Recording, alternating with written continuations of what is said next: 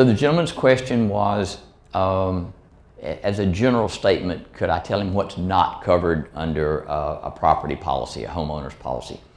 So again, it depends on the policies. What I can tell you across the board is they always exclude automobiles and their parts and other roadworthy vehicles. You don't want to know how many clients I have that had several motorcycles in their garage that weren't licensed, weren't insured, and they didn't get a dime for them.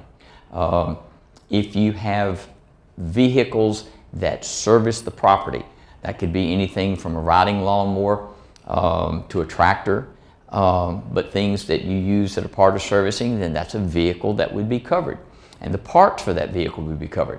Automobile parts, a lot of guys have collector cars and things like that. All those parts that are in their garage, they're not covered.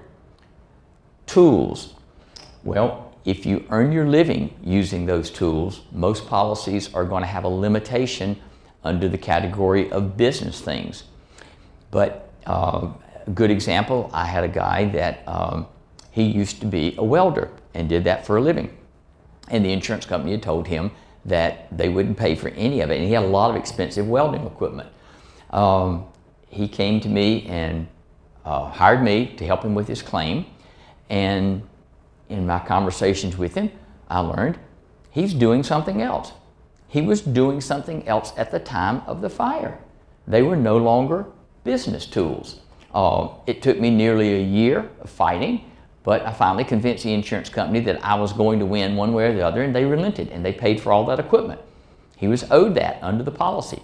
Another thing that's not covered on many policies, and I mentioned this earlier when I talked about the debris removal, is soil.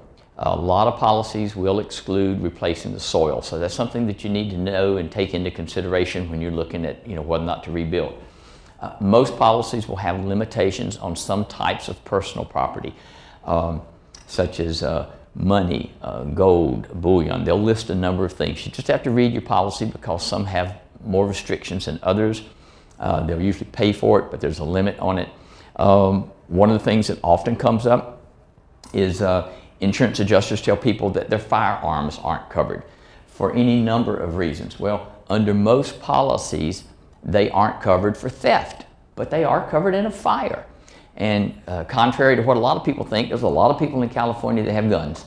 And I can tell you from doing insurance claims, there's a lot of them out there. I have had insurance adjusters say that unless they could provide a serial number and proof of when they bought the gun, that they didn't know for them. No such thing. First of all, part of that gun is left in the debris, can be sorted out. As long as you had the guns, they owe you for the guns in just about every policy that I know of.